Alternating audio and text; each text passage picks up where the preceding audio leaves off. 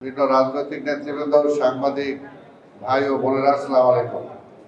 আমার কোনো বক্তব্য নয়, আমি আপনাদেরকে শুভেচ্ছা জানাই যে বিগত আন্দোলনে আপনারা যে ভূমিকা রেখেছেন সেই কারণেই সম্ভব হয়েছে ফ্যাসিবাদকে বিদায় করতে। কিন্তু আমি শুধু দুটি কথা বলতে চাই।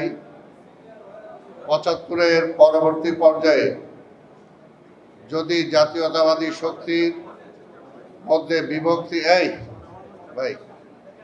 জাতীয়তাবাদী শক্তির মধ্যে বিভক্তি না আসতো, তাহলে কোনোভাবেই আওয়ামী নেতৃত্বে ভারতীয় আধিপত্যবাদ এই দেশে ফিরে আসতে পারতো না।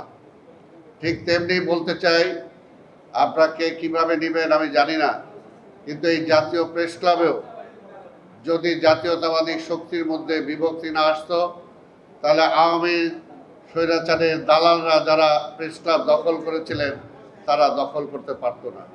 তো কাজেই এই বিষয়টা আমাদেরকে এখনো মনে রাখতে হবে, কারণ ফ্যাসিবাদের মাথা বিতাড়িত হয়েছে, ফ্যাসিবাদ এখনো বিতাড়িত হয় নাই। তাই আমাদের আন্দোলন সংগ্রাম এখনো অব্যাহত আছে।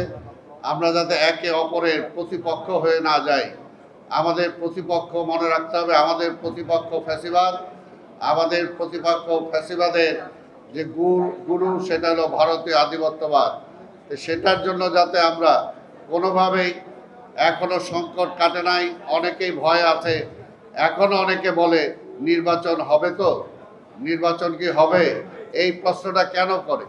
এবং সেটা কিন্তু আমরা যারা ফ্যাসিবাদকে বিদায় করেছি, আমাদের বিভিন্ন কথাবার্তা, আমাদের বিভিন্ন রকম স্টেটমেন্টের কারণেই কিন্তু আজকে সেই কথাটা জনগণের মধ্যে বলার সুযোগ পাচ্ছে। তাই বিশ্বাস করি সাংবাদিকরা ছাত্ররা অলওয়েজ একটা প্রেশার গ্রুপ হিসাবে কাজ করে সমাজে, যে যাদের সমাজের দায়িত্বে যারা থাকে তারা যাতে ভুল ত্রুটি করতে না পারে, বা ভুল ত্রুটি করলে সেগুলোকে তাদের চোখের সামনে তুলে ধরা।